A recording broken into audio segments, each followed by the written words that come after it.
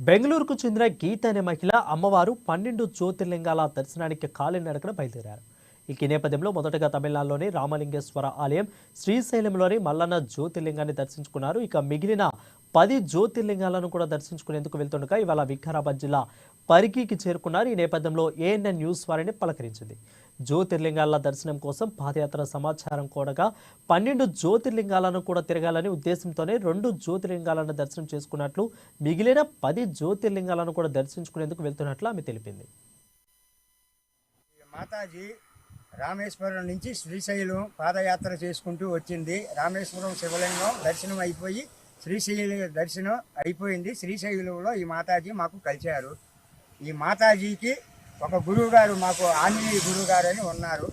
ఆయన మాతాజీతో తోడు వెళ్ళండి, మీరైతే కరెక్ట్ ఉంటారు అని చెప్పి ఈ మాతాజీతో పంపించారు. మాకు నడిచే ఓపిక.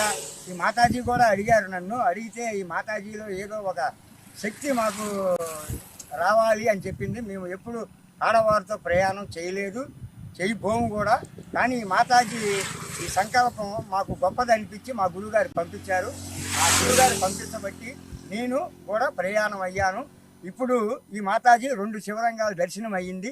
ఇంకా 10 శివలింగాలు ఉన్నాయి. ಆ 10 ಶಿವಲಿಂಗಾల ದರ್ಶನಾనికి నేను ಪ್ರಯಾಣ ಅಯ್ಯಾನು ಮಾತಾಜಿನ తీసుకొని. ನಾನು ರಾಮೇಶ್ವರದಿಂದ ಶ್ರೀಶೈಲಗೆ ಪಾದಯಾತ್ರೆ ಮಾಡಕ್ಕೆ ಸ್ಟಾರ್ಟ್ ಮಾಡಿದೆ. ಅಂದರೆ 12 ಜ್ಯೋತಿರ್ಲಿಂಗ ಹೋಗಬೇಕು ಅಂತ ರಾಮೇಶ್ವರದಿಂದ ಶ್ರೀಶೈಲಗೆ ನಾನು ಒಬ್ಬಳೇ ಬಂದೆ. ಬಟ್ ತಮಿಳ್ನಾಡಲ್ಲಿ ಒಂದು 2-3 ಕಡೆ ಪ್ಲೇಸ್ ಕೊಡಲಿಲ್ಲ ಮನೆಯವರು. ನಾನು ಪೆಟ್ರೋಲ್ ಬ್ಯಾಂಕಲ್ಲಿ ಅಲ್ಲಿ ಇಲ್ಲಿ ಮಲಗಿ ಆಮೇಲೆ ದೇವಸ್ಥಾನ ಅದು ಎಲ್ಲ ಬಿಟ್ಕೊಟ್ರು, ಮಲ್ಕೊಂಡು ಬಂದೆ. ಶ್ರೀಶೈಲದಲ್ಲಿ ಸಿಕ್ಕಿದೆ. ಶ್ರೀಶೈಲ ಬೆಟ್ಟದಲ್ಲಿ ನಾನು ಒಬ್ಬಳೇ ನಡೆಯೋಕ್ಕೆ ಸಾಧ್ಯ ಇಲ್ಲ, ತುಂಬ